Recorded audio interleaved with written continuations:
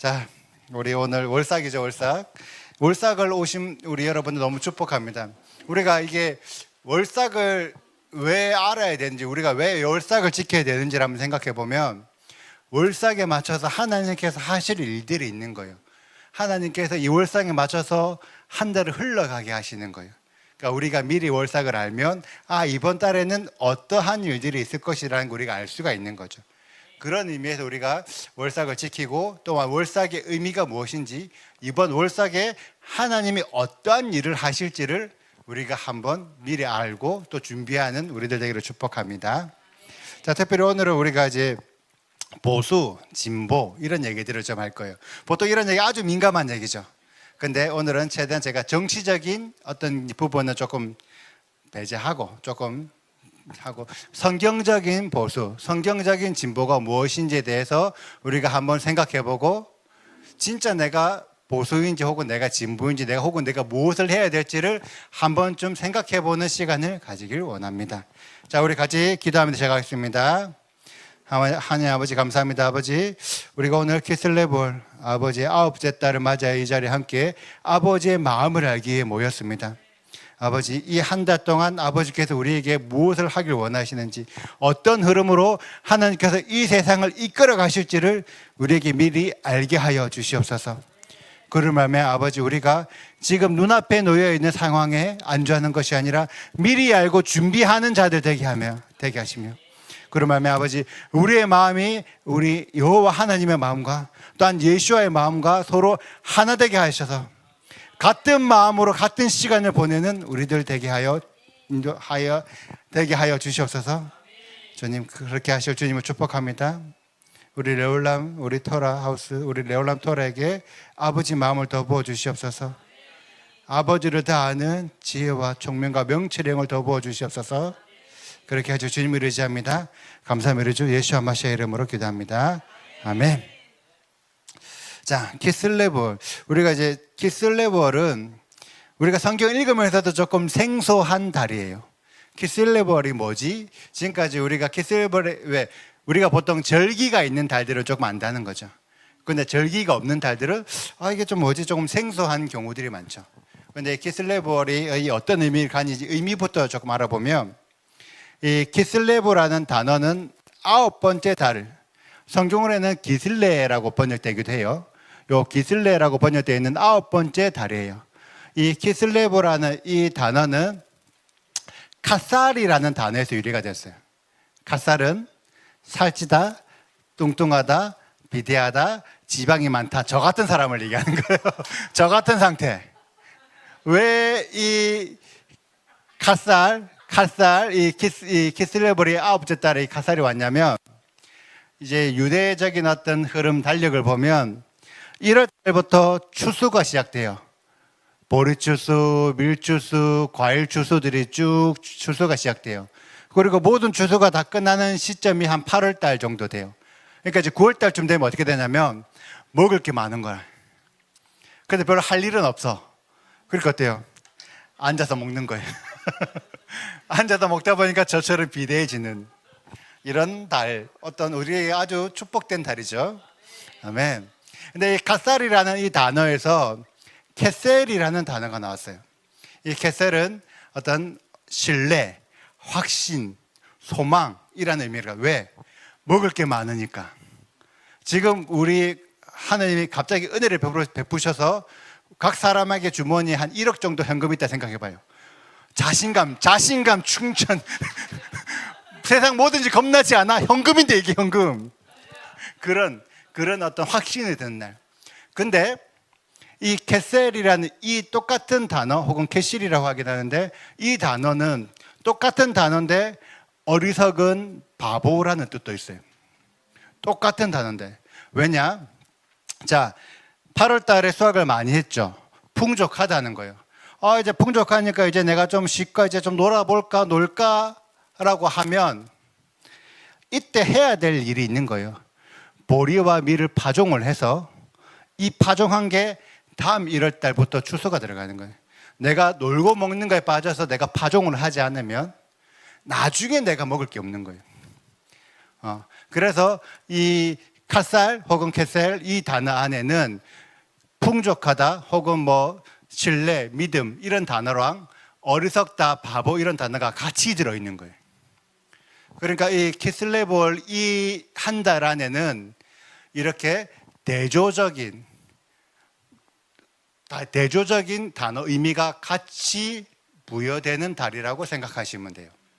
자, 그리고 이 키슬레볼의 특징은 뭐냐면 이게 상황이 대조적이기도 하지만 예를 들어서 어떤 말을 했을 때 어떤 사람은 A 같은 반응을 보이고 어떤 사람은 B 같은 반응을 보이기도 해요.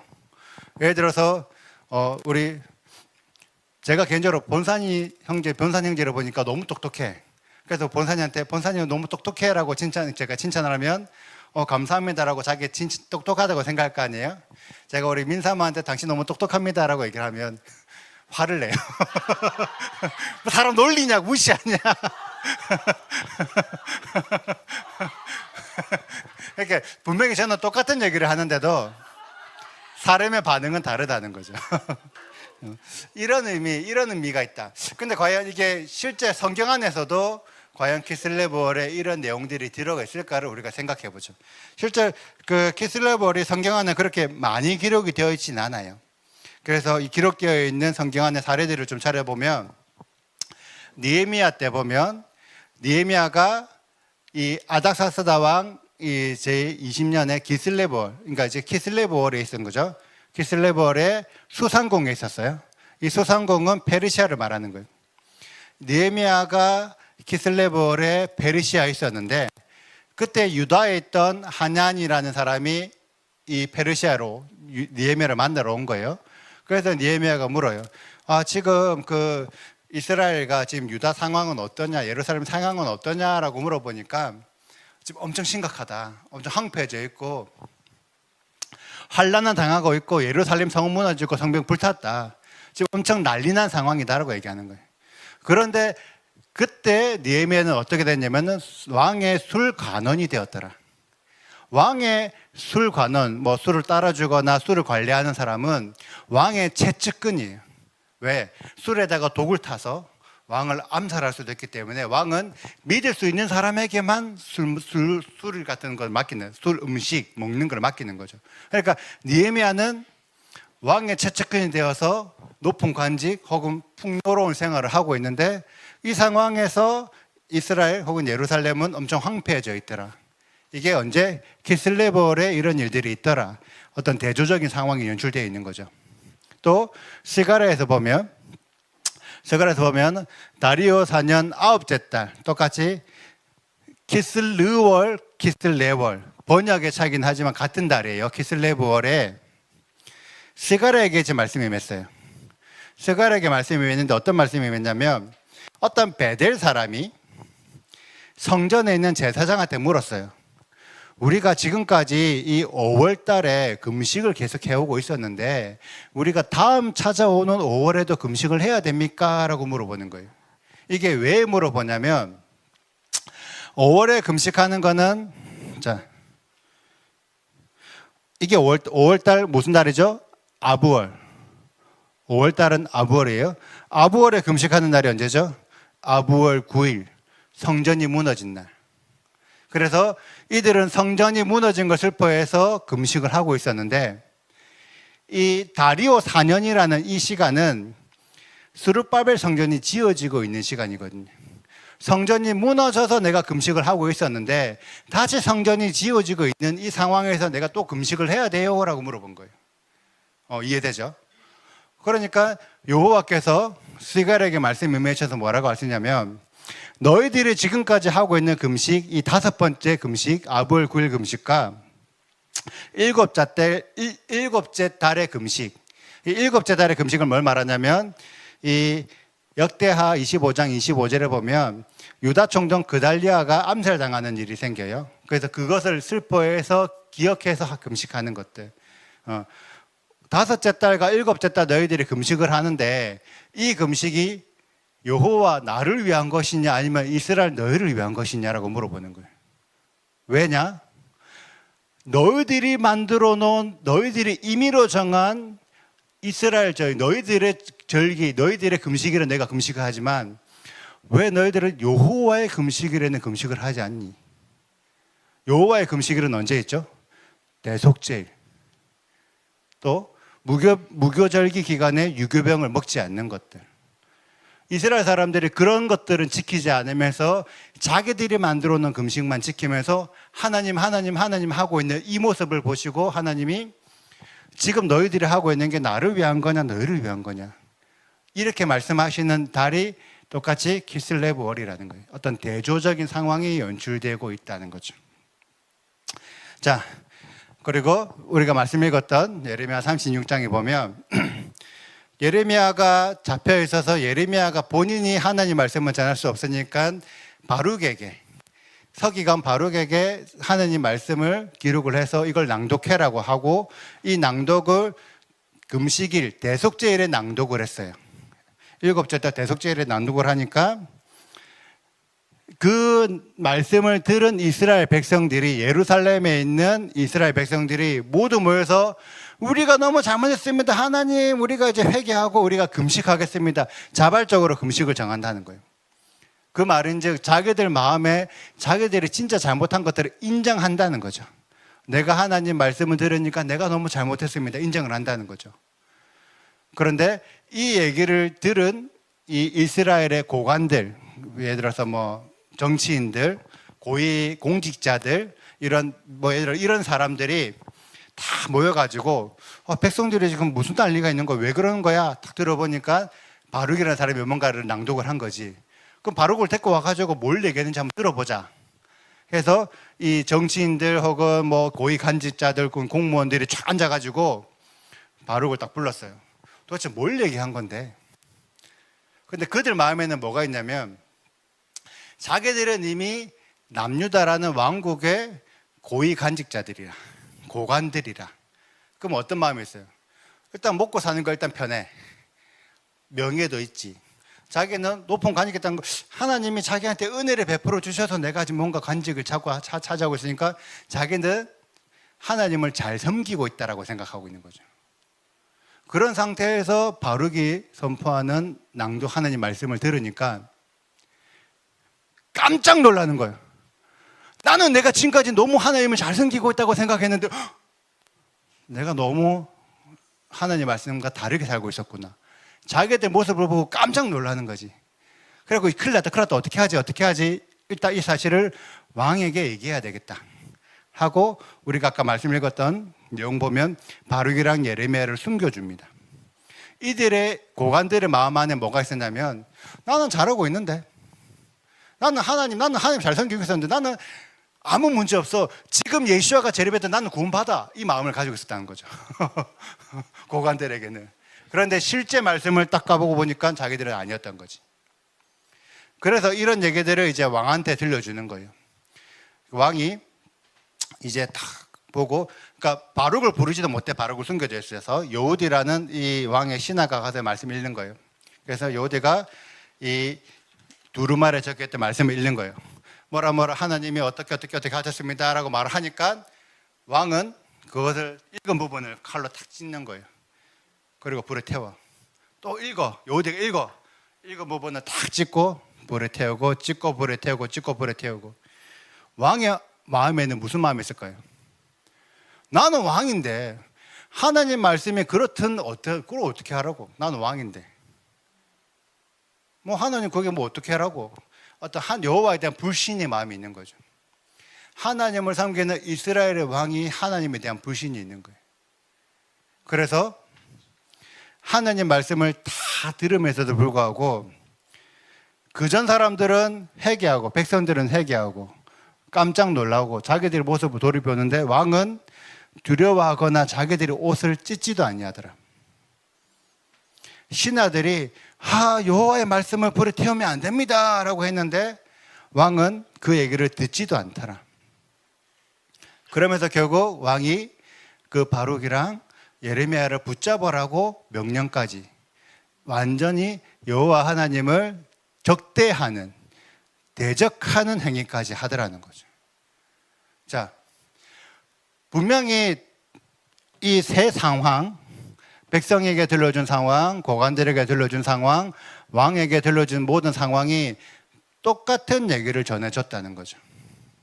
똑같은 얘기를 전해줬는데 사람들의 반응은 다르더라. 왜 반응이 다를까요? 근데 이 반응이 다른 것들이 9월달 키슬레브월에 있더라. 키슬레브월에 이런 일들이 일어나더라는 거죠. 자, 또 다른 사례. 이번에는 에스라예요.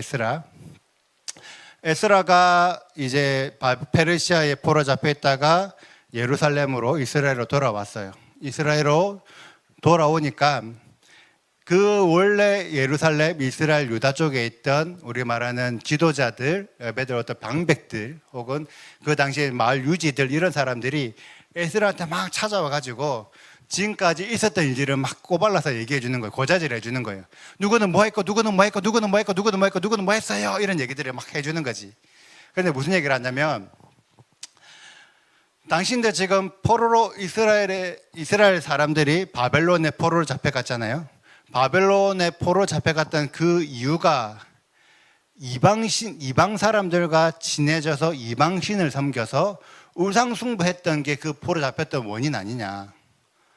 그런데 이들이 포로 잡혔다가 다시 돌아와서 다시 이방 사람들과 친해져서 이방 사람들의 여자들을 자기 아내로 혹은 며느리로 취하고 있더라. 이 죄 때문에 잡혀갔는데 돌아와서도 똑같은 죄를 짓고 있더라. 이 얘기를 하고 있는 거예요. 근데 그 일에 방백들과 고관들이 이 죄에 더욱 으뜸이 되었더라. 또 앞장서서 죄를 짓고 있더라. 이 이야기를 들으면 에스라 마음이 어떨까요? 완전히 무너질 거 아니에요. 그럼 우리 보고 다시 잡혀가라는 거냐? 그럼 우리 보고 돌아오지 말라는 거냐? 그래서 에스라가 너무 슬퍼서 엎드려 울면서 기도하면서 완전 탄식을 하는 거예요. 하나님 이걸 어떻게 합니까? 어떻게 합니까? 근데 그 에스라의 탄식, 에스라의 기도를 백성들이 듣는 거예요. 그래서 많은 백성들이 함께 단식하면서 함께 슬퍼하기 시작한 거예요. 그러니까 그 백성들 중에서의 어떤 무리들의 어떤 지도자격 되는 사람이 고백을 하는 거죠. 우리가 여호와 하나님께 범죄하였다. 우리가 죄를 지었다. 우리가 너무 잘못했다. 우리가 뭘 잘못했냐? 우리가 이방 사람들과 친해져서 이방 사람들과 통혼했던 것들이 우리의 죄다라고 고백을 하는 거예요.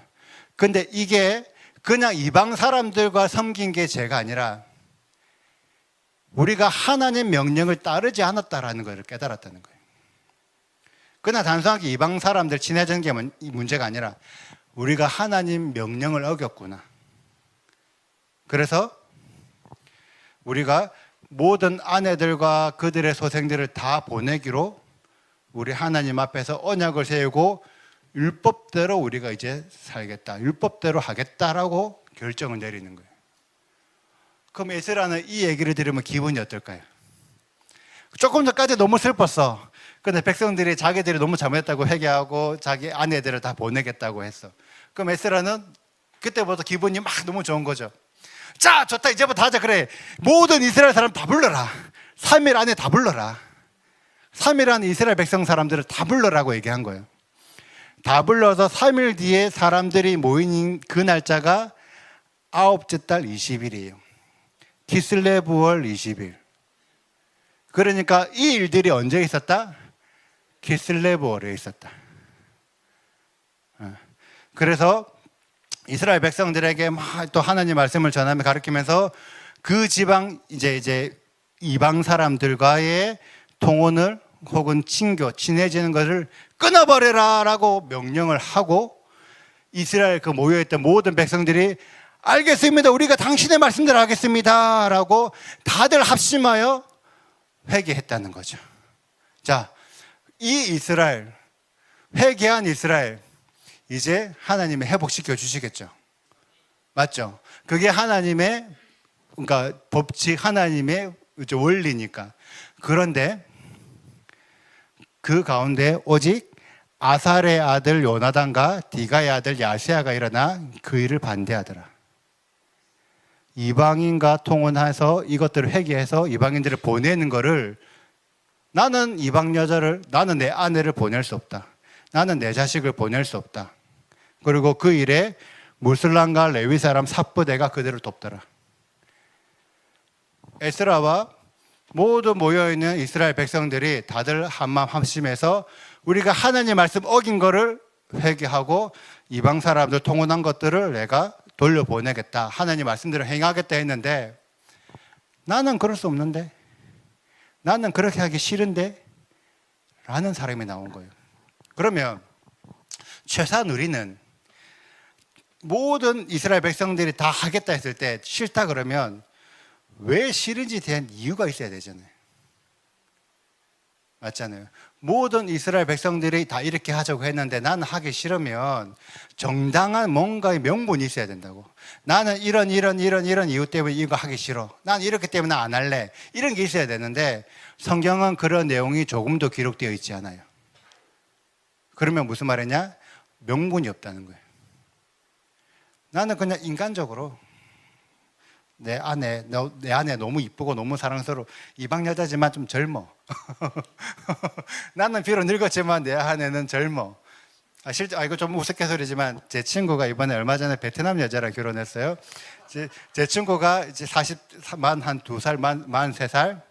베트남 아내 결혼했지만 아내가 20살. 따로도 보내기 싫을 수 있겠어. 근데 실제로 그 마음은 인간적인 마음이라는 거죠. 어떤 특별한 하나님의 앞에다 정당성이 없는 어떤 인간적인 마음인 거죠. 우리들은 이런 생각들이 약간 인본주의적인 생각이다라고 우리들은 얘기를 해요. 자, 한번 좀 물어봅시다. 여기 계신 분들, 만약에 내 아들 혹은 내 딸 혹은 내가 이방 사람과 결혼을 했어. 그리고 내 아이가 생겼어. 이 아이를 이제는 어떻게 이 어떤 공동체 안에 연합을 해서 단합을 해서 어떻게든 해서 마음이 합심해서 이들과 이제 이혼하기로 결정이 했어요. 여러분들은 이 일에 동참하시겠습니까?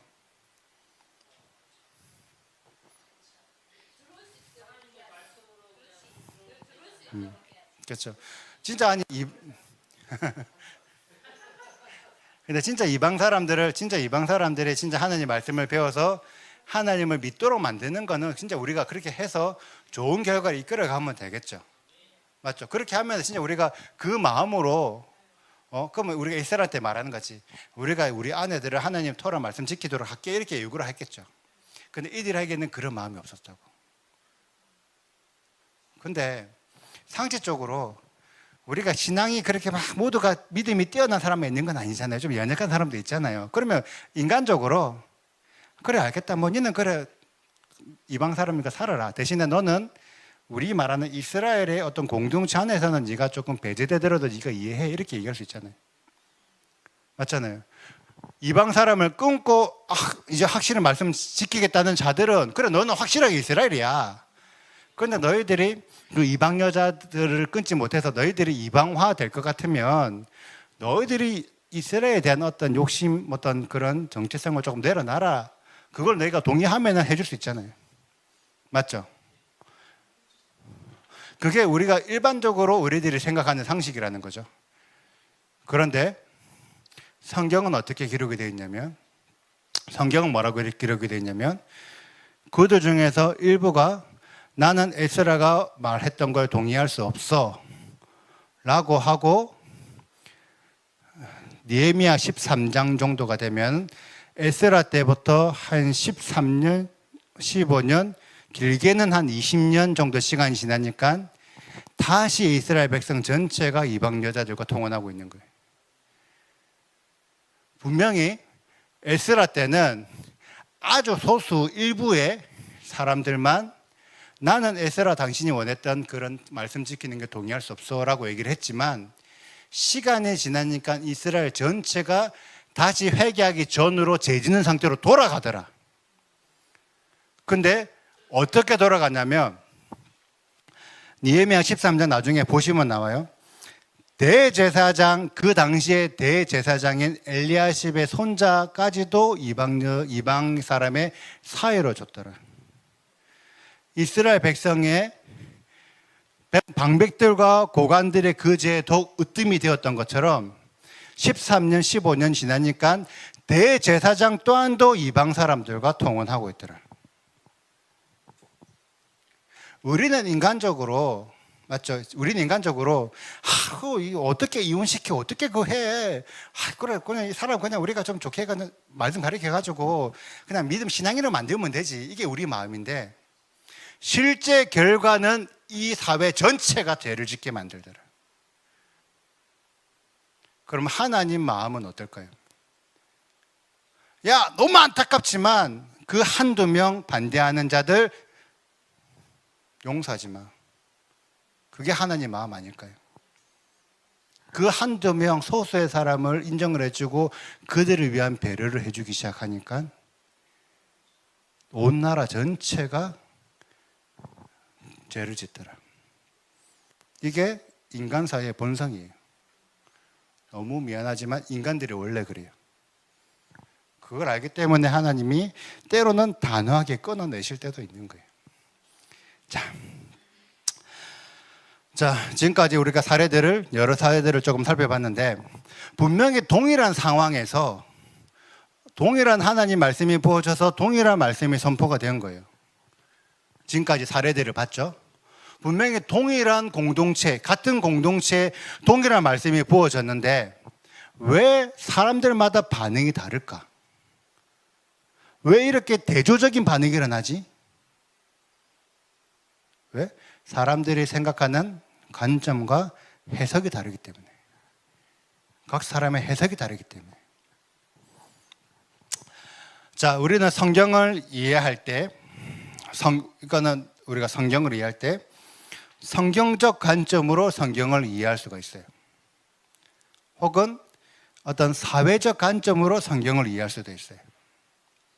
우리가 성경을 이해할 때 성경적인 방법으로 성경을 해석할 수도 있고 많은 사람들이 해석하고 있는 그 대중적인 해석을 따라서 해석할 수도 있어요. 우리는 성경적 관점에서 성경적 해석으로 성경을 보면 성경은 신본주의적인 질서, 그리고 하나님은 우리들에게 억지로 강압적으로 야, 뭐 이거 해! 라고 강요하시는 분이 아니세요. 너가 이걸 하면 어떻게 될 거고 너가 이걸 하지 않으면 어떻게 될 거니까 네가 이렇게 하면 내가 너 축복해 줄게, 네가 이렇게 되면 너 저주받아 어떻게 될 거야. 모든 상황을 미리 얘기해 주시고 기회를 주시고 경험케 하시면서 가장 최대한의 이성적인 판단을 할 수 있도록 만드시는 분이세요. 그러기 위해서 하늘에 지혜와 계시와 총명과 명철령을 부으시는 분이세요. 왜? 그냥 생각 없이 그냥 따라할 거면 그런 걸 안 부어주셔도 되죠.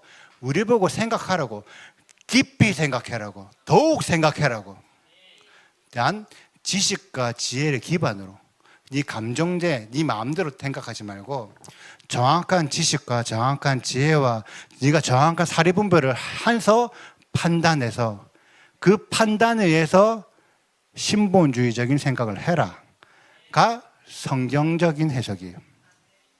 그런데 많은 사람들은 이 성경을 어떤 사회적 관점, 예를 들어서 대한민국 사람이니까 대한민국 사회가 일어나는 일에 비추어서 성경을 보는 거죠. 대한민국 사람이 성경을 보는 것과 일본 사람이 성경을 보는 것과 미국 사람이 성경을 보는 것과 중국 사람이 성경을 보는 게 다를 수도 있겠죠. 왜? 사회가 다르니까. 맞죠? 혹은 많은 사람들이 해석을 하는 방법과 갑자기 하늘에서 성령의 계시가 부어져서 나만 이런 생각을 하는 것과는 틀린 거잖아요. 이런 식으로 성경을 해석하는 방법이 다르지만 이런 상당수의 부분들을 우리는 인본주의적인 해석이라고 그래요. 자, 과연 인본주의적인 해석이 나쁜 건가? 질문을 해볼게요. 인본주의적으로 성경을 해석하는 게 다른가? 나쁜가?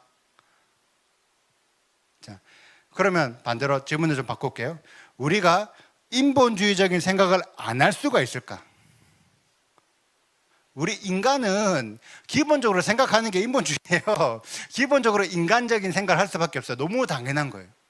그게 나쁘니까 너 인본주의적인 생각을 하지 마라고 말할 수가 없어요. 현실적으로. 맞죠? 왜? 이 인본주의적인 생각은 인간을 위한 혹은 나 개인과 혹은 내가 속한 공동체를 위한 생각이거든요. 예를 들어서 한국과 일본이 축구 경기를 해. 누구 응원하시겠어요? 일본인가? 혹시 이 신분증 확인해 봐야 돼. 국적이 다를 수도 있어. 보통 이제 한일전 우축구 하게 되면 대부분 한국 사람들은 한국을 응원하겠죠. 그게 너무 당연한 거 아니에요? 근데 너 왜 이게 인본적으로 생각해? 너 하느님 계시 받아서 한국 응원을 했어? 이렇게 따지진 않잖아. 기본적으로 그렇게 생각하는 게 너무 당연한 거예요. 일본 사람은 일본 응원하는 게 너무 당연한 거고. 다만 기본적으로 어떤 인간적인 생각하는 게 당연하지만 그 가운데서 너희들이 지식과 지혜를 기반으로 이성적 판단을 해볼 필요가 있는 거예요. 기본적으로 사람이 생각하는 거 너무 당연하지만 이거를 한 번 더 네가 판단해봐, 이성적으로. 과연 그러한지. 그래서 이 인간적인 생각을 어떤 신의 관점, 하나님의 관점으로 다시 한번 네가 더 해석을 해봐. 한 번 더 네가 더 깊이 생각해봐. 이게 신본주의적인 생각을 하는 방법이에요. 그런데 대다수 많은 사람들은 이 이성적 판단을 하지 못하고 감정적인 판단을 하죠. 그게 인간이 어쩔 수 없어. 내 기분 나쁜데 그거 어떻게 해? 내한테 이게 더 중요한데. 근데 이 감정적 판단은 사람들마다 생각하는 판단이 달라요. 사람들마다 기준이 다르기 때문에. 우선순위. 어떤 사람은 나는 돈 버는 게 중요해. 그러면 돈에 관련돼서 생각을 하는 거고, 어떤 사람은 사랑이 중요해. 사랑에 관련된 생각만 하는 거예요. 그게 너무 당연한 거예요. 그래서 이 감정적 판단을 하게 되면 사람들마다 판단의 기준이 달라질 수가 있다. 그리고 또한 어떤 사회적 관점으로 대중적으로 해석을 하게 되면 사람들이 자기가 속해 있던 어떤 공동체, 자기가 소속되어 있던 지역 문화에 기반한 생각을 하게 돼요. 예를 들어서 좀 부산 사람이잖아요. 부산 사람들은 뭐라고 말하냐면 가가 무슨 말인지 알아요? 지금은 이제 많이 알려졌지만 부산 사람들은 가가 하면 다 알아요.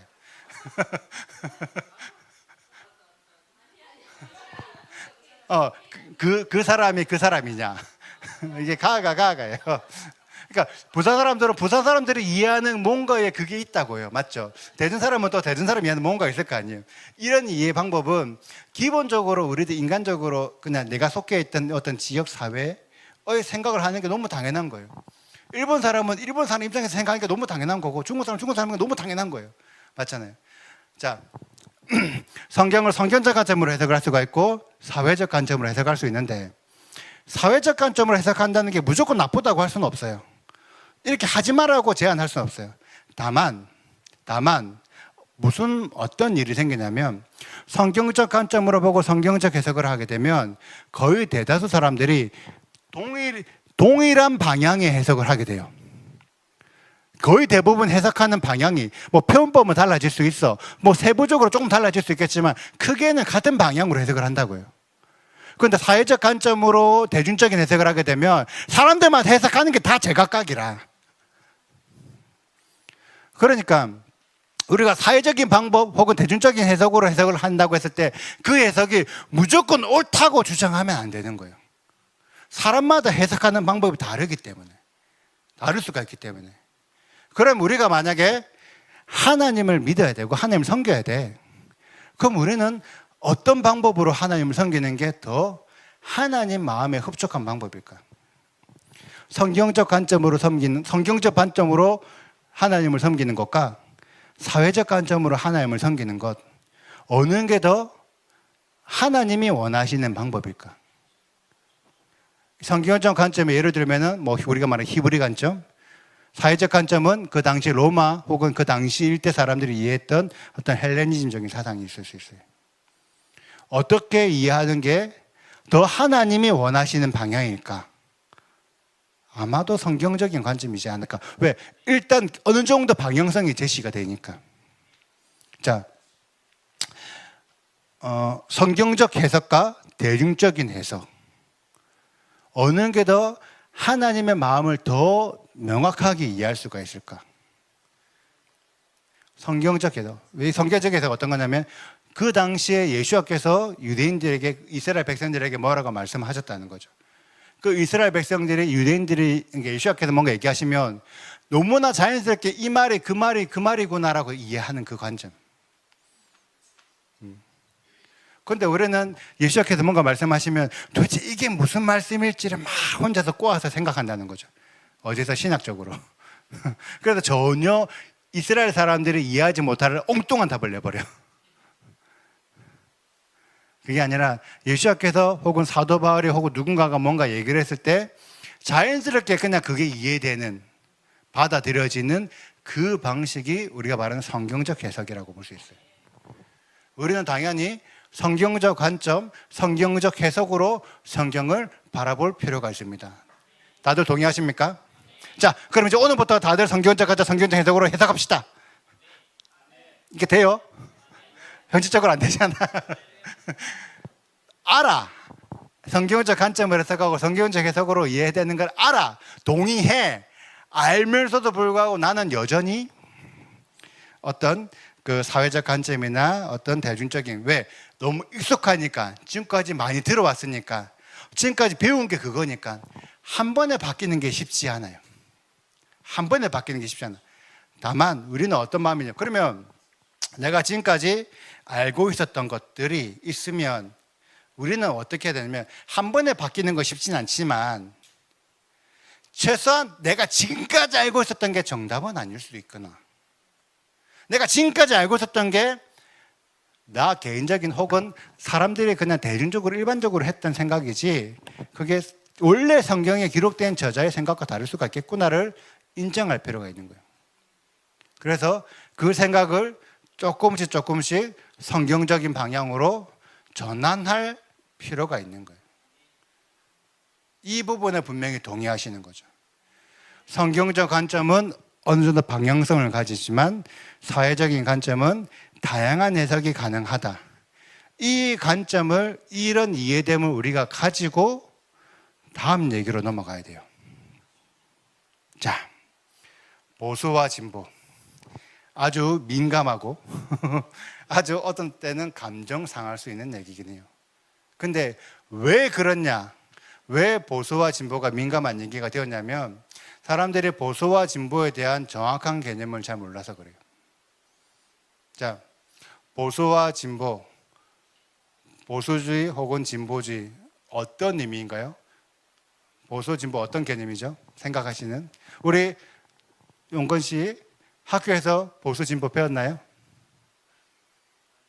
아직 안 배웠어요? 배웠는데 대답 안 한 것 같은데. 우리들이 일반적으로 생각하는 보수는 성장 중심, 어떤 시장 경제, 정부가 개입을 최소화하고 자유롭게 성장할 수 있도록, 거래할 수 있도록 이해해 주는 것, 확보해 주는 것, 정부의 권한을 최대한 줄이는 것, 혹은 진보는 성장보다는 분배, 평등, 정부가 개입을 해서 최대한 공평하게, 평등하게 배분될 수 있도록 돕는 것, 정부 역할이 커지는 것이라고 보통 인터넷 검색하면 그렇게 나와요. 그게 보수와 진보의 뜻이라고 대부분 인터넷에는 그런 식으로 해석을 많이 해요. 그런데 과연 이 보수와 진보라는 이 단어가 경제적인 단어냐? 라고 봤을 때 이 단어는 경제 단어가 아닌 거죠. 제가 아까 성장과 분배, 자유와 평등 이런 개념들은 어떤 시장 경제나 어떤 경제적인 단어예요. 진보 보수의 원래 의미가 아니라고. 이 경제적인 단어, 이 의미, 원래 이 의미는 좌파 우파의 개념이에요. 이 좌파 우파는 정치적인 이런 의미도 있겠지만 원래는 프랑스 대혁명 그 당시에 테이블 안에 있던 좌쪽에 앉았던 사람들, 우쪽에 앉았던 사람들 그 분류해가지고 어떤 정치적인 성향 혹은 그들이 해가는 경제적인 방향성, 급진이냐 조금 서서히 전진이냐 이런 차이에 대한 얘기거든요. 그러니까 지금 우리는 좌파 우파에 대한 이 개념을 보수 진보에 덮어서 이해하고 있는 거예요. 그러니까 원래 보수 진보가 가지고 있던 개념이 아니라는 거죠. 우리가 지금 많은 사람들이 생각하고 있는 개념이. 그러면 원래 보수와 진보의 개념은 무엇인가라고 물어보면 이것도 인터넷에 검색하면 이런 식으로 나와요. 자, 보수는 새로운 것이나 변화를 적극적으로 받아들이기보다는 전통적인 것을 옹호하며 유지하려는 성향. 자, 진보는 기존의 정치, 경제, 사회 체제에 대항하면서 변혁을 통해서 새롭게 바뀌는 것을 진보적인 개념으로 하고, 우리가 인터넷이나 뭐든 쉽게 검색하면 알 수 있는 개념이에요. 이 개념으로 이해하지 않고 우리는 지금 이 개념으로 이해하는 경우가 많다는 거예요, 지금까지. 근데 우리는 이 개념으로 진보와 보수를 생각해 볼 필요가 있는 거예요. 근데 이 개념으로 보수를 생각하면 뭔가 전통적인 것을 옹호하면서 유지한다? 이런 어떤 표현들 때문에 보수는 엄청 고리타분한 거네. 옛날 걸 추구하는 거네. 되게 올드하네. 되게 약간 꼰대 문화 같은데? 약간 이런 느낌인 거죠. 변화를 싫어해서 현상을 유지하려고 하는 약간 기득권들이 만들어 놓은 어떤 프레임 같은 느낌으로 받는다는 거죠. 반면 진보는 뭔가 변화를 하니까 뭔가 개혁이다. 뭔가 혁신적이다. 뭔가 신선하고 젊다. 뭔가 지금 있는 사회적 문제들을 뭔가 좀 개선해가지고 좋은 방향으로 이끌어줄 수 있겠다. 혹은 사회적 약자들을 조금 보듬어 줄 수 있는 개념이라고 대부분 사람들이 이해를 한다는 거죠. 그래서 지금 많은, 제가 정치 얘기를 별로 안 하고 싶긴 하지만 지금 정치적으로 봤을 때 보수하게 되면은 되게 좀 고리타분하고 옛날 정치하는 느낌으로 들어요. 막 정치가 막 옛날 뭐 일제시대로 돌아가는 뭐 친일하는 뭐 이런 느낌으로 얘기를 하는 경우들이 있는 거죠. 근데 이런 개념들은 원래 의미에서 이미지를 덮어 씌우는 거예요. 그러니까 우리가 생각하는 보수와 진보의 정확한 개념은 이런 이미지가 아닐 수도 있다. 자, 쉽게 생각하면 자, 국내 정치 얘기하면 서로 기분 나쁠 수 있으니까 미국을 한번 생각해 봅시다. 미국의 보수는 어떤 주의인가요? 어떤 생각인가요? 미국의 보수. 미국 보수는 거의 헌법을 수호하는 형태가 많아요. 법을 회복하는. 미국의 진보는 법을 바꿔서 새로운 법을 만들어내고자 하는 그런 파격적인 행보들이 좀 많아요. 어떻게 보면 미국의 보수와 진보는 지금 한국의 보수와 진보와 유사한 형태가 이루어지기도 합니다. 그러면 반대로 북한의 보수는 김정은은, 김실과는 보수인가 진보인가? 김정은은 절대 자기 거를 안 놓으려고 하잖아요. 자기 그 정권을 놓을 수 없잖아. 완전 그 쿠데타 하려고 하면 전체 일가를 암살 몰살하고. 그러면 이 관점으로는 너무 지극히 구구네, 구구. 그러면 중국은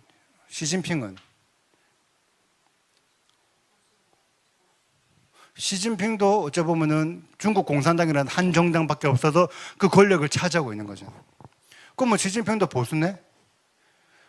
근데 왜 지금 국제 정세 안에서는 북한과 중국은 반미를 하고 있고, 같은 보수인데 왜 반미를 하고 있고, 왜 진보들끼리 북한은 보수고 중국도 보수인데 왜 우리나라는 진보적인 성향이나 지나고, 왜 이런 일들이 왜 일어나지?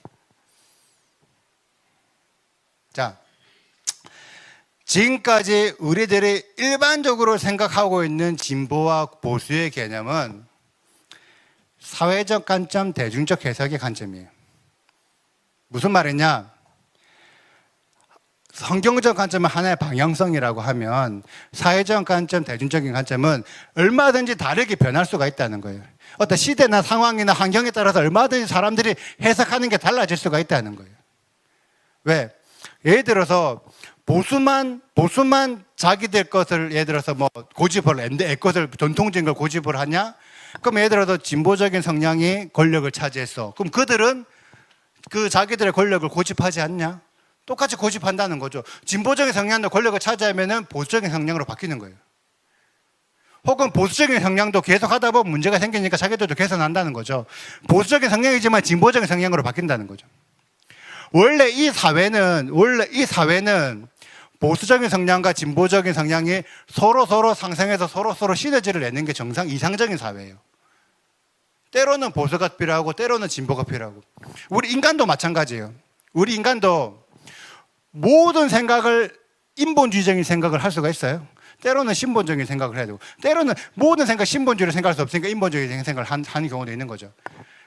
경우에 따라서, 필요에 따라서 이런 생각을 할 필요도 있고 저런 생각을 할 필요도 있는 게 너무 정상적이라는 거예요.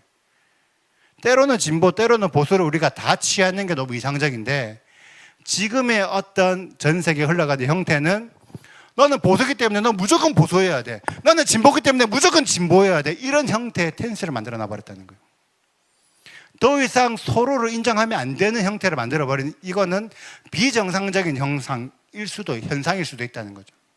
왜? 이런 일들이 사회적 관점, 대중적인 해석이기 때문에 그런.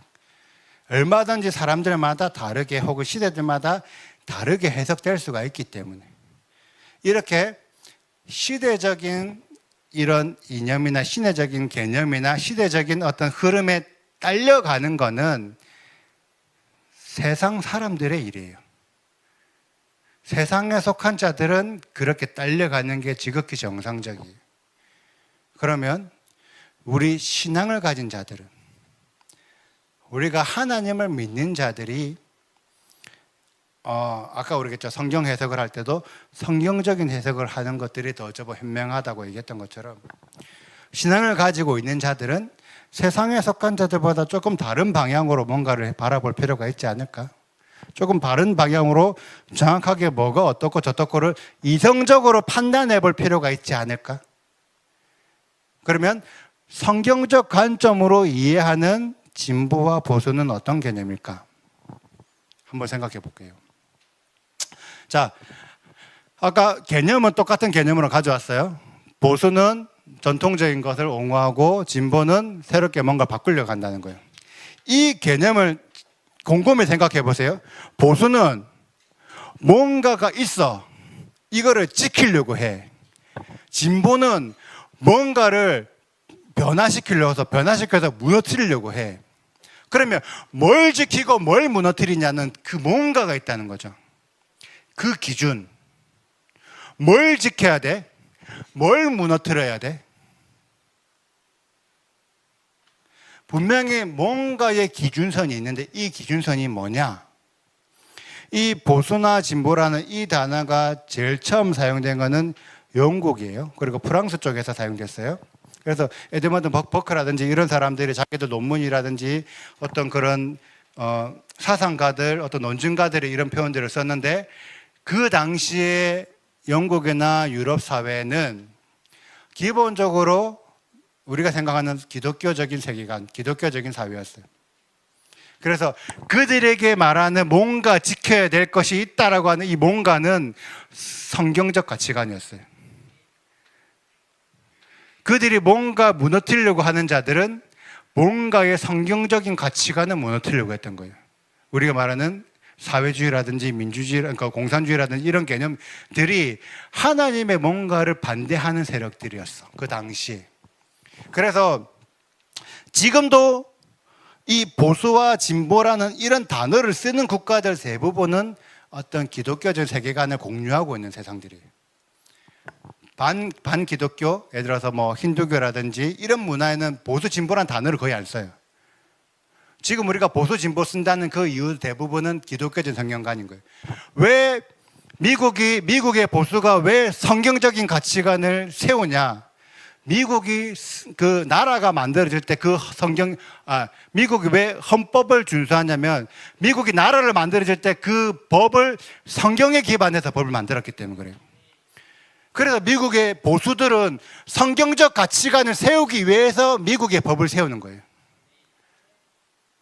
그러니까 우리는 그 개념을 이해해야 돼요. 보수 진보를 이해할 때 성경적 가치관, 성경적 사상을 빼놓고 해석을 하게 되면은 엉뚱한 해석이 되어버리는 거예요. 그래서 우리들은, 신앙인들은 뭔가를 지키고 뭔가를 변화시킨다는 이 뭔가가 성경적 가치관이라는 것들을 알고 있어야 된다는 거예요. 이 생각 안에서 이 전 세계 지구를 큰 한 덩어리를 우리는 볼 필요가 있어요. 지금까지 많은 사람들은 어떤 대한민국이라는 자그마한 도시, 자그마한 지역에 뭔가에 집중하고 있는 거예요. 그렇기 때문에 전 세계에 무슨 일이 일어나고 있는지를 잘 모르고 있는 거예요. 이제부터 성경적 가치관으로 보면은 대한민국에 집중하면 안 돼요. 지금 전 세계가 어떤 흐름으로 흐르고 있는지를 이해해야지만 정확하게 성경적인 보수와 성경적인 진보가 그림이 그려져요. 그래서 전 세계를 큰 하나의 덩어리로 제가 놓고 지금부터 얘기를 할 겁니다.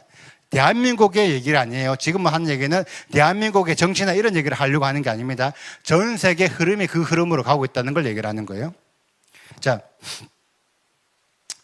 성경적 보수적인 세계관을 가지고 있는 사람들은 성경적 가치관을 세우려고 해요. 성경적 가치관을 세우려고 합니다. 지키려고 합니다. 그럼 성경적 가치관이 뭐냐? 성경적 가치관은 이미 너무 많은 가치관들이 있겠지만 우리가 그냥 간단하게만 줄여보면 하나님이 아담과 하와를 만드셔서 아담과 하와를 남자와 여자라고 딱 정해 놓으신 거예요. 그리고 이 아담과 하와가 결혼을 해서 가정을 이루게 하시고 이 가정의 인원들이 많아져서 하나의 공동체를 이루게 하시고 그리고 특별히 아브라함의 공동체를 택하셔서 이 아브라함의 공동체가 하나의 민족이 되게 하시고 그리고 이 민족은 가나안의 민족 혹은 다른 민족과 달라 특별한 독특한 민족이라는 구별성을 부여하시고 그 구별된 민족이 이스라엘이라고 칭하시고 이 이스라엘을 구원하시려고 메시아를 보내시고 이 기본적인 개념이 성경의 기본적인 베이스잖아요. 맞죠? 그러니까 성경적 보수관은 기본적인 이 가치관들을 다 하나하나를 다 중요하게 생각을 해요.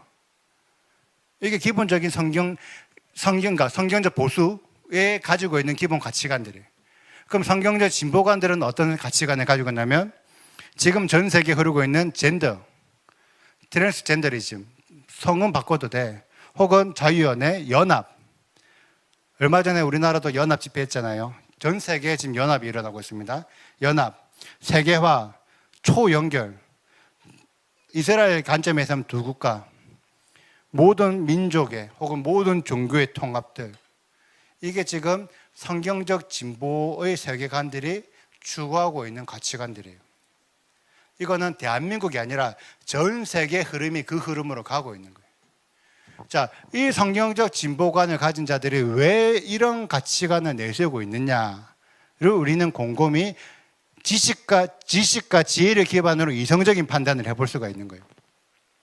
하나님은 분명히 남자와 여자라는 성별을 딱 특정하신 거예요. 너는 남자, 너는 딱 여자 정확하게 정했는데 이 젠더라는 개념이 들어오게 되면서 어떻게 되냐면 너 남자가 아니고 여자 아니고 다른 성일 수도 있어.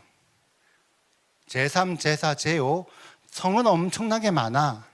네가 꼭 남자라는 생각을 가지지 마. 지금 그렇게 가르치잖아요. 전 세계가. 이미 대한민국의 유치원도 남자, 여자를 엄마, 아빠 이런 걸 못 가르치게 되어 있어요. 부모 1, 부모 2 이렇게 가르쳐야 돼. 왜 꼭 엄마가 여자라는 보장이 있냐? 이미 전 세계의 흐름이 그래요. 젠더. 너 성 바꿀 수 있어. 예를 들어서 아이가 이거는 미국인가 캐나다인가 어디 법인데 아이가 만약에 자기가 트랜스젠더 혹은 성전환을 하고 싶다. 이 얘기를 선생님한테 말하면 선생님은 이 얘기를 부모에게 알리지 않아야 될 권리가 있어요. 알리면 안 돼. 알림이 안 되고 만약에 부모가 아이가 성전환하는 것을 반대하면은 너는 아이의 인권을 박해한 거야, 차단한 거라고 고소고발할 수가 있어요. 지금 그런 형태로 결국에는 젠더이즘이 들어오는 게 뭐냐면은 남자와 여자의 가치를 무너뜨리는 거예요. 그러면서 뭐예요? 어떤 얘기를 하냐면 너 굳이 꼭 결혼 안 해도 돼. 결혼 안 하고 연애만 해. 근데 꼭 연애를 남자와 여자끼리 연애할 필요가 없어. 다른 젠더들끼리 연애해도 돼. 굳이 결혼 안 해도 돼. 이런 문화가 지금 전 세계에 퍼지고 있어요. 우리나라도 며칠 전에 그런 일이 생겼어요. 유명 배우가 아이를 낳았는데 아이는 책임지겠는데 자기는 결혼하기 싫다. 근데 그거에 대해서 우리나라 네티즌들 반응은 충분히 그럴 수 있지. 존중한다, 인정한다, 박수 쳐주는 분위기가 연출되어 버렸어요. 아이를 놓을 수는 있겠지만 부모가 되고 싶진 않아. 나는 가족을 이루고 싶진 않아. 그럴 수 있지. 이런 분위기가 지금 대한민국에 확산되고 있다고. 다른 나라는 더 하고 굳이 가족이라는 걸 만들 필요가 없어요. 얼마든지 자유롭게 사람들끼리 연합하면 돼. 왜 굳이 꼭 고리타분하게 가족이라는 단위에서 연합을 해야 돼? 왜 꼭 네가 어떤 소속에 돼 있어야 돼? 얼마든지 네가 연합해도 돼. 전 세계 흐름 안에. 얼마 전에 우리가 10월 27일 연합 예배가 있었죠. 그 연합 예배가 최초에 기획했을 때는 동성애 반대 연합이었어요. 아시죠? 동성애를 반대하기 위한 연합 집회를 하겠다고 강구해서 많은 사람들이 모여서 실제 10월 27일 딱 예배 날짜가 되니까 동성애라는 이름이 사라져 버렸어요. 연합을 하다 보면 어떻게 되냐면 연합하는 거 너무 좋아. 대신에 연합을 하기 때문에 자기가 가지고 있는 자기 공동체의 정체성을 잃어버리는 거예요. 지금 전 세계가 정체성 혼란에 내가 지금 어디에 소속되어 있는지를 모호해져 버렸어요. 대다수 사람들이. 그 일들이 왜 이런 일들 때문에 이루어지는 거예요. 자, 전 세계를 지금 세계화시키고 있죠. 글로벌이라는 이름으로. 그러면서 어때요? 전 세계가 그전까지는 하나님이 어떤 민족이라는 타이틀을 주셨어. 민족. 예를 들어 성경 안에서 뭐 함족, 셈족, 야벳족 뭐 이런 느낌으로 어떤 민족 안에서 세부적으로 나눠지면서 그 나라 아대들 뭔가 지금 그 가문들한테 뭔가 민족이라는 단어가 만들어졌는데 지금은 그 민족이라는 개념을 무너뜨리려고 하는 거예요. 어디든지 누구든지 그 공동체에 소속될 수 있어. 그 민족에 소속될 수 있어. 그러니까 전 세계들은 지금 난민을 받아들여야 돼.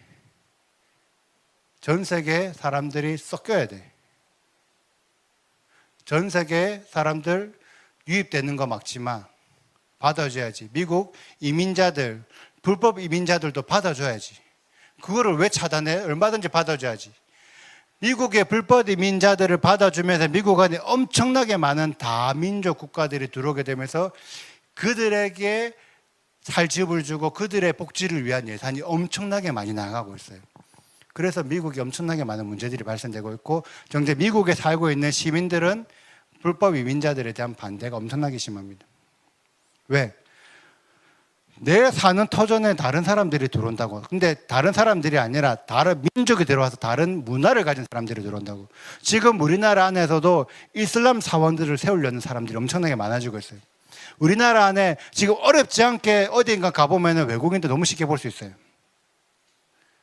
근데 그것들을 이제는 적극적으로 그들을 받아들일 위한 준비 법안을 만들고 있는 거예요. 근데 이슬람 문화가 들어가게 되면은 그들은 우리의 문화와 완전히 다른 문화가 들어오는 거예요. 지금 프랑스라든지 유럽 쪽에는 이슬람들이 엄청나게 많이 대거 유입이 되는데 그들은 예를 들어 프랑스 같은 경우는 그들은 프랑스 법을 따르지 않아요. 자기들은 중동 이슬람 사람이기 때문에 자기들 이슬람 법을 따라. 프랑스에 살면서도 프랑스 시민임에도 불구하고 프랑스 법을 따르지 않아요. 그럼 우리 안에 이슬람 사람들이 들어와서 대한민국 안에 이슬람 사람이 거주하는데 그들이 대한민국 법을 따르지 않고 무슬림 이슬람 샤리아 법을 따른다면 이 흐름이 가고 있는데 이것들이 전 세계 흐름이라서 대한민국이 막지 못하고 있다고요. 그러면서 성경 안에는 정확하게 구별 대비라는 개념이 있는데 지금 전 세계는 초연결을 시대를 만들려고 하는 거예요. 일단 기본적으로 인터넷부터 AI부터 엄청나게 빠른 초고속 위성 뭐 이런 모든 것들을 지금 다 연결시키면서 결국에는 어떤 연결까지 하냐면 이제는 왜 굳이 꼭 사람과 사람만이 연결돼야 돼? 사람과 동물과 연결되면 안 돼? 사람과 기계와 연결되면 안 돼? 초연결의 시대가 결과가 그러한 연결까지도 인정하는 결과가 나오는 거예요. 트랜스 휴머니즘이니까 아무튼 사람을 기계로 바꾸는 기술들이 엄청나게 지금 개발, 모든 저희 그쪽에 아무튼 선진 기술을 연구하는 팀들은 엄청나게 바이오 테크놀로지를 연구하고 있어요. 사람을 기계화 혹은 사람의 어떤 부속들을 기계로 바꾸는 방법들을. 사람의 어떤 장기 이식을 하는 방법 중에 제일 좋은 방법이 뭐냐면 인간의 장기를 이식하는 것도 방법이지만 돼지를 통해서 인공 장기를 만들어서 그 돼지 장기를 이식하는 거예요. 그 기술 이미 다 돼서 그렇게 지금 거의 준비 다 하고 있죠. 이미 사람과 인간, 사람과 기계를 연결하는 모든 기술력들을 이미 준비가 다 하고 있어요. 이게 초연결 사회에 이루어지는 결과들이에요. 그러면서 이스라엘에 대해서는 우리들이 일반적인 전 세계 흐름이 어떻게 흘러가냐? 이스라엘에 지금 하마스와 헤즈볼라, 지금 헤즈볼라는 지금 휴전을 맺었지만 전쟁이 일어나면서 전 세계 많은 국가들이 이스라엘 보고 너 왜 전쟁을 하냐? 평화를 해야지, 싸우지 말아야지, 화평해야지라고 하면서 두 국가 이론을 주장했어요. 너희 이스라엘 두 국가 형태를 가져가라. 이 두 국가 이론이라는 게 어떤 거냐면 이스라엘과 팔레스타인이 한 나라에서 사는 거예요. 자, 지금도 이스라엘 땅 안에 서한 지구랑 가자 지구랑은 중동 사람들이 살고 있어요. 이 형태를 유지하는 게 두 국가해법이에요. 근데 두 국가해법을 하면 이게 어떤 일이 생기냐면 이스라엘 같은 경우는 이스라엘 국가는 지금 엄청나게 많은 알리아들이 이루어지고 있잖아요. 알리아가 어떤 건지 알리아를 하고 있잖아요. 예를 들어서 미국 유대인이 있어, 혹은 러시아 유대인이 있어, 어디든 유럽이나 어디든 중국이나 인도에도 유대인들이 있어요. 아프리카 유대인들이 있어요. 이들이 알리아에서 이스라엘로 들어와요. 그러면은 이들은 어떻게 되냐면 나는 미국에서 왔지만 이스라엘 사람이야가 되는 거예요. 나는 러시아에서 왔지만 난 이스라엘 사람이야. 나는 아프리카나 중국에서 왔지만 난 이스라엘 사람이야가 되는 거예요. 그런데 팔레스타인 국가들은 어떠냐면 팔레스타인 국가 안에 수많은 중동 지역 사람들, 아랍계 사람들이 들어와 있는데 나는 팔레스타인 살지만은 나는 시리아 사람이고, 나는 팔레스타인 살지만은 나는 레바논 사람이고, 나는 팔레스타인 지역에 살지만은 나는 이집트 사람이고, 이라크, 이란 사람이에요. 그들은 자기의 그 소속 그걸 팔레스타인에 두지 않아요. 지금도 이스라엘이라는 국가 안에 한 20%, 25% 정도 아랍계 사람들이 살고 있어요. 이스라엘 시민들이에요. 이스라엘 시민권을 받은. 그들은 이스라엘에 살면서도 이스라엘 편을 들지 않고 아랍계 사람 편을 들어요. 이스라엘 시민임에도 불구하고.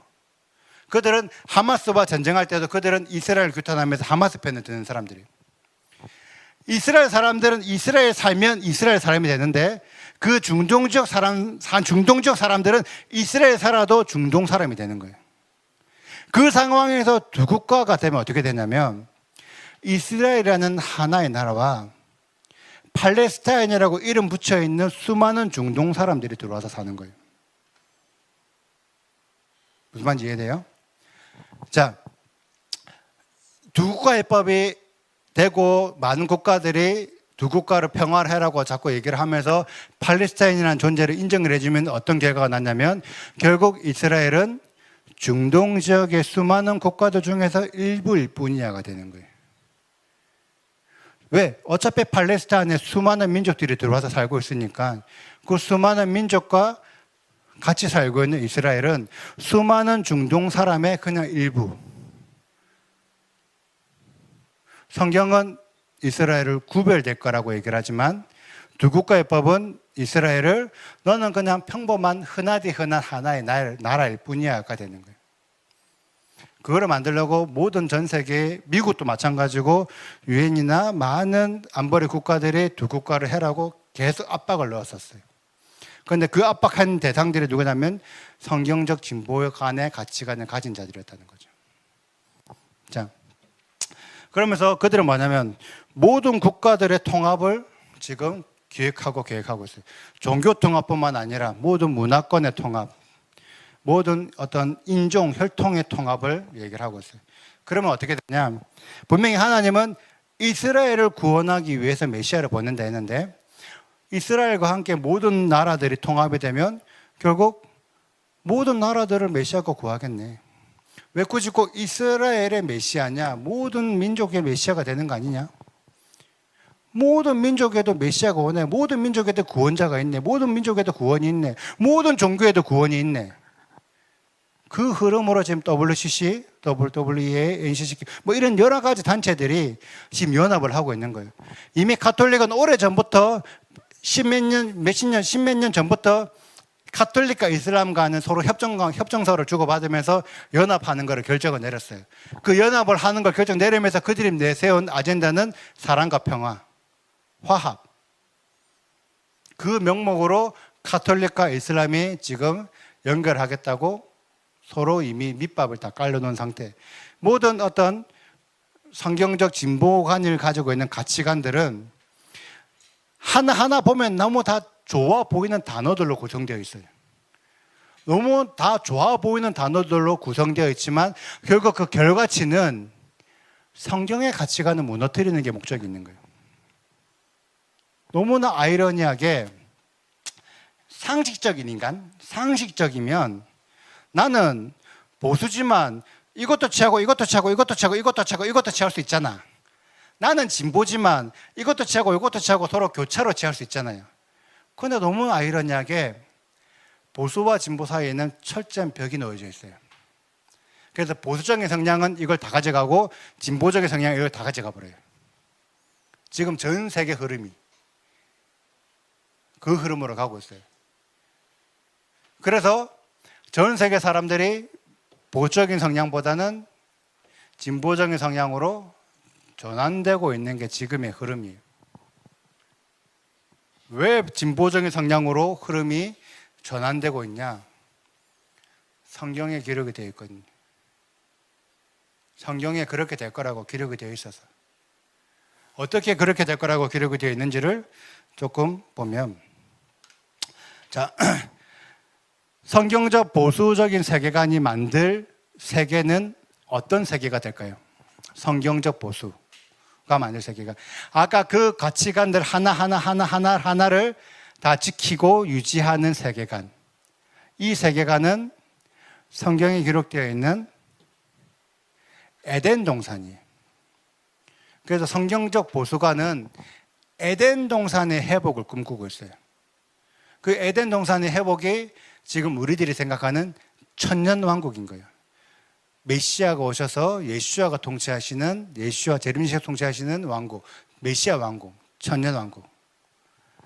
그런데 성경적 진보들이 만들 세계관은 젠더 연합, 세계가 이런 아젠다를 가진, 이런 가치관을 가진 세계는 어떤 세계냐면 모두가 편하고 모두가 전쟁하지 않고 화합하고 연합하고 잘 먹고 잘 사는, 모두가 잘 사는 이상적인 사회, 유토피아. 성경적 진보관이 만들어내는 세계는 유토피아를 만들고 싶어요. 사회적 약자가 없이 모두가 평등하게 잘 먹고 잘 살고 편안하게 전쟁도 일어나지 않는 그 사회. 우리는 그 사회가 성경적으로 이해하게 되면은 새 하늘 새 땅 새 예루살렘이라고 이해할 수 있어요. 성경적 진보관의 자들은 새 예루살렘을 만들고 싶어요. 그런데 문제는 그들은 천년왕국을 인정하지 않아요. 그래서 유토피아를 꿈꾸는 자들은 천년왕국을 인정하지 않기 때문에 무천년설을 주장해요.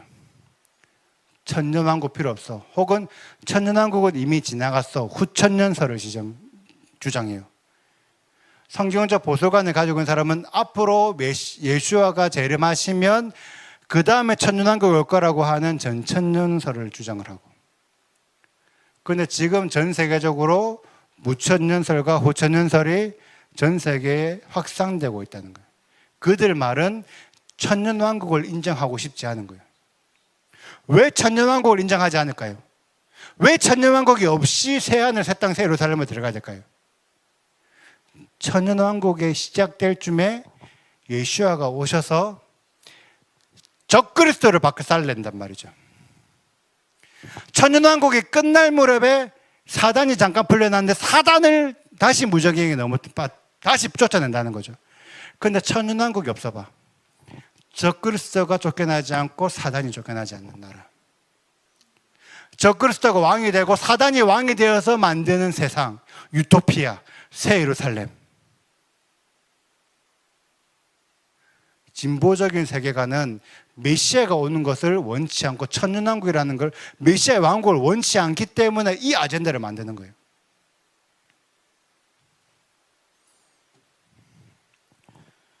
솔직히 놀랍지 않아요? 지금 전 세계 흐름이 이 흐름으로 흘러가고 있어요. 그래서 성경적 진보관을 가지고 있는 사람의 열매와 성경적 보수관을 가지고 있는 사람들의 열매가 너무 판이하게 다른 열매를 맺힌다는 걸 우리는 이해하고 있어야 돼요. 자, 그러면 한 번쯤 우리가 한 번 더 생각해 봅시다. 기독교라는 종교는 우리가 믿고 있는 여호와 하나님을 믿고 예수를 믿고 있는 기독교라는 종교는 과연 보수인가 진보인가? 어떻게 생각하세요? 기독교라는 종교가 보수인가 진보인가? 많은 기독교인들은 본인들이 보수라고 생각을 해요. 그래서 어떤 하나님의 말씀 안에서 기도하고 연합하고 모여서 막 그 어떤 예배를 하면서 보수적인 성향을 받으면 차별금지법을 막아야 되고 뭔가를 뭐 이런 보수적인 성향이라고 다 생각을 해요. 맞죠?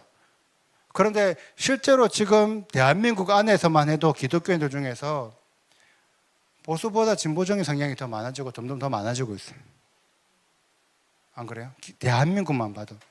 전 세계 유럽, 어떻게 보면은 보수의 시작점이었고 그 당시에 보수가 확산되는 그 일에 앞장섰었던 영국이나 프랑스, 유럽 쪽 세계관들도 지금 거의 대다수 진보적인 세계관으로 다 바뀌었다는 거죠. 왜 그러냐? 개념을 한번 볼게요. 보수는 정통적인 것을 옹호하고 지키고, 진보는 변형을 통해서 바꾼다. 자, 기독교에서 가르치고 있는 기독교적인 가치관, 기독교적인 교리, 기독교적인 가르침이 성경적 가르침과 동일한가? 로마가 기독교를 국교화 삼으면서 로마의 가톨릭 형태의 기독교가 되면서 그들은 성경에 있는 모든 것들을 바꾸기 시작했어요. 절기를 바꾸고, 계명을 바꾸고, 율법을 지키지 않아도 된다라고 바꾸고, 모든 것들을 다 바꾸고 해석은 자유롭게 해석해도 돼. 자유신학을 내세워주고, 대체신학을 내세워주고, 반유대주의를 내세워주고, 그러면서 성경에 있는 모든 것들을 바꾼 형태가 지금 시점에 어떤 신앙이 되어버린 거예요. 기독교는 지금까지 수많은 공의를 통해서 수많이 바뀌었어요. 처음에 카톨릭이었다가 로마 카톨릭 종교회로 바뀌었다가 나중에 개신교가 만들어졌지만 그 이후로 수많은 교단들이 만들어지면서 교단들마다 가르침이 다 달라졌어요. 끊임없이 바뀌고 있는 거예요. 기독교라는 이 종교가 진보적인 성향이라는 결정적인 증거가 하나 있어요. 기독교 가치관, 기독교 종교가 가지고 있는 이 기독교가 진보라는 결정적인 증거는 기독교에서 내세우고 있는 절기예요. 기독교가 내세우고 있는 절기 뭐가 있죠? 부활절. 제일 큰 게 두 개죠. 부활절, 크리스마스. 자, 크리스마스를 얘기를 해볼게요. 왜 크리스마스 얘기하냐면 지금 키슬레볼 안에 하누카가 있기 때문에. 하누카와 크리스마스에는 대조적인 구조가 이루어질 거예요. 자, 성경적 보수관을 가지고 있는 사람은 기존에 있는 것들을 그대로 지키려고 해요. 성경에 보면 그대로 예수님께서 탄생하셨던 날이 초막절이라는 것들을 어렵지 않게 찾을 수 있어요. 글자로는 알 수 없지만 이스라엘 사람들의 문화, 이스라엘 사람들의 표현, 이스라엘 사람들의 생각을 이해하게 되면 예수와의 탄생일이 초막절이라는 것을 알 수 있어요. 이미 많은 사람들이 예수와의 탄생이 초막절이라고 얘기를 하고 있어요. 그리고 이 크리스마스라는 이 시점쯤에 유대인들은 하누카, 수전절이 하누카입니다. 하누카라는 절기를 지키고 심지어 예수와도 수전제를 지켰다고 성경에 기록이 되어 있어요.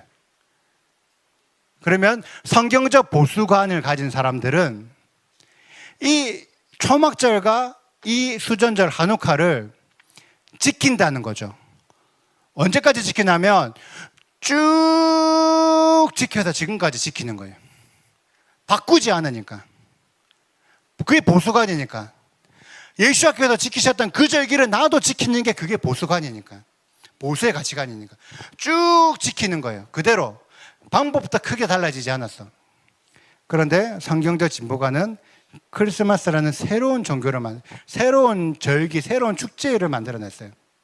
그러면서 크리스마스라는 이 축제가 예수의 탄생을 기념하는 축제라고들 다들 얘기를 하죠.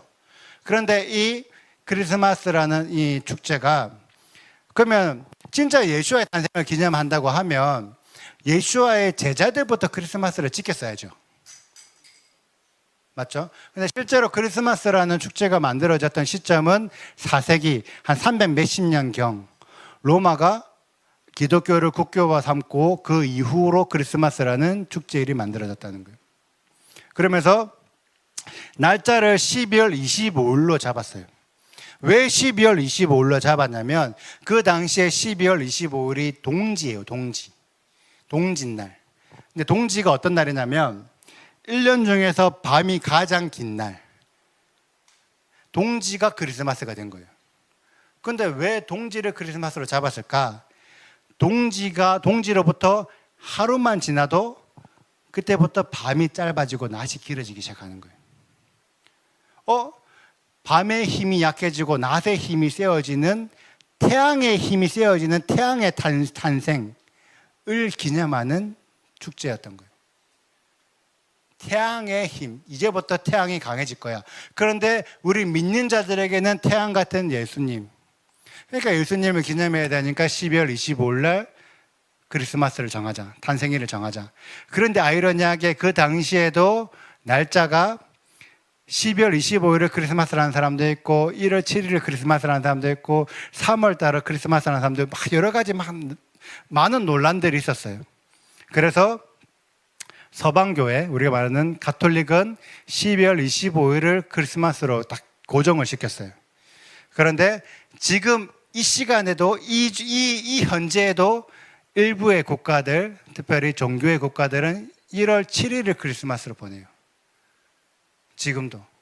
크리스마스가 하루가 아니라 연달아 며칠로 하는 나라들도 있고, 진짜 예수님께서 12월 25일에 태어났으면 날은 하루겠죠. 근데 그들은 실제 크리스마스가 예수의 탄생을 기념했던 게 아니기 때문에 여러 날들이 만들어질 수가 있는 거예요. 그리고 그 날들은 지금도 지키고 있는 거예요. 자, 크리스마스가 계속 바뀌고 있다는 증거가 뭐였냐면, 우리는 보통 크리스마스 하면 뭘 생각나죠? 징글벨 징글벨 이런 노래들이 생각나죠. 이런 크리스마스 캐럴들이. 그러면 처음부터 캐럴을 불러줬냐? 아니요. 캐럴은 13세기 이후부터 캐럴이라는 게 불러졌어요. 노래. 그럼 13세기 이전에는 크리스마스 때 노래를 부르지 않았었다는 거죠. 캐럴을 부르지 않았다는 거죠. 처음에 춤추는 곡이었는데, 무곡 춤추는 곡이었는데, 이게 가톨릭이 미사에서 쓰면서 그때부터 가톨릭 미사를 통해서 이 캐럴송으로 바뀐 거예요. 자, 크리스마스 생각하는 우리가 트리 장식. 트리도 기록에 하면은 1605년에 제일 처음에 사용되었다고 기록이 되어 있어요. 그러면 1605년 이전까지는 크리스마스 트리도 하지 않았다는 거예요. 산타클로스라는 사람, 우리 크리스마스 하면 보통 산타클로스 생각나죠? 산타클로스 하면 어떤 이미지가 들어요? 산타클로스. 막 어떤 키 작고 뚱뚱한 할아버지가 배낭딱 메고 눈 내리는 나라에서 썰매 타고 와갖고 선물을 나눠주는 이런 산타클로스. 이런 산타클로스라는 이 사람의 개념이 17세기에 만들어졌어요. 17세기에 만들어졌는데 그 전에 성 니콜라우스라는 그 3, 4세기 정도의 어떤 가톨릭 성인을 기념해서 만드는 거예요. 근데 이 사람은 중요한 게, 웃긴 게 터키 사람이에요. 터키 사람. 터키는 더운 나라 사람이에요. 우리는 크리스마스 하면, 산타클로스 하면 눈 내리는 걸 상상하지만 실제 모티브가 되었던 성 니콜라우스는 더운 나라 사람이었다고. 그들은 눈 내리는 그런 나라가 아니었다는 거죠. 그리고 키가 크고 마른 사람이었었고, 이 그림이 성 니콜라우스예요. 키가 크고 마른 사람, 크리스마스 성인. 그리고 이 크리스마스가 초창기 때는 혼자 다니는 게 아니라 하인을 데리고 다녔어요. 하인을 데리고 다니면서 착한 일하는 아이들한테는 선물을 주고, 산타크로스가 선물을 주고, 하인은 나쁜 짓을 하는 아이는 벌을 주고 납치해서 감금시키는 일을 하는 거예요. 그래서 지금도 유럽의 국가들에서는 이 산타클로스의 하인을 크로몬 감탱하고 악마로 묘사를 해요. 그러니까 산타클로스가 악마를 데리고 다녔다는 거라. 유럽 안에서는 산타클로스의 이미지가 너무 흉측하다 보니까 지금 이 많은 나라들은 가톨릭 안에서는 이런 악마적인 형상을 지워서 그렇지, 그 예전까지는, 몇백 년 전까지는 산타가 악마랑 같이 다녔다. 그리고 초창기 때 산타크로스는, 잘 보이실지 모르겠는데, 녹색 옷을 입고 다녔어요. 녹색 옷을, 그래서 이 산타크로스를 그렸던 그림들을 보면 녹색 옷을 입은 산타 그림이 많이 나와 있어요.